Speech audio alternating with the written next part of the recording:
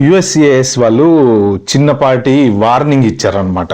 అంటే స్పెషల్గా ఇండియన్స్ కని కాదు కానీ అందరికీ వార్నింగ్ ఇచ్చారు. ఏంటంటే జనరల్గా గ్రీన్ కార్డు ఉన్నంత మాత్రాన మీరు సేఫ్ కాదు.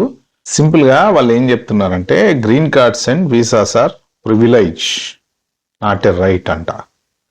అంటే చాలా మంది ఏంటంటే గ్రీన్ కార్డ్ వచ్చింది ఆ అమ్మాయి ఇంకా మన లైఫ్ ఏముందిరా బై సెటిల్ అయిపోయింది అని అనుకుంటాం. కానీ సో గ్రీన్ కార్డు ఉన్నా ఏదున్నా మనం అక్కడ కేవలం వలస పక్షులం మాత్రమే. చెట్టు మీద కాకులు అలా ఎగురుతూ పోతూ ఉంటాయి, ఓ చోట ఆగుతాయి, రెస్ట్ తీసుకుంటాయి, మళ్ళీ అలా ఎగురుకుంటూ పోతాయి. ఆ టైప్లోనే జేడీ వ్యాన్స్ కూడా మొన్న ఆ మధ్యన ఒకసారి చెప్పాడు కదా, green card same as it is అదే అన్నాడు. మీ గ్రీన్ కార్డు ఉన్నంత మాత్రాన మీరు టెంపరీ రెసిడెన్సీ తప్ప పర్మనెంట్ వాళ్ళు కాదు.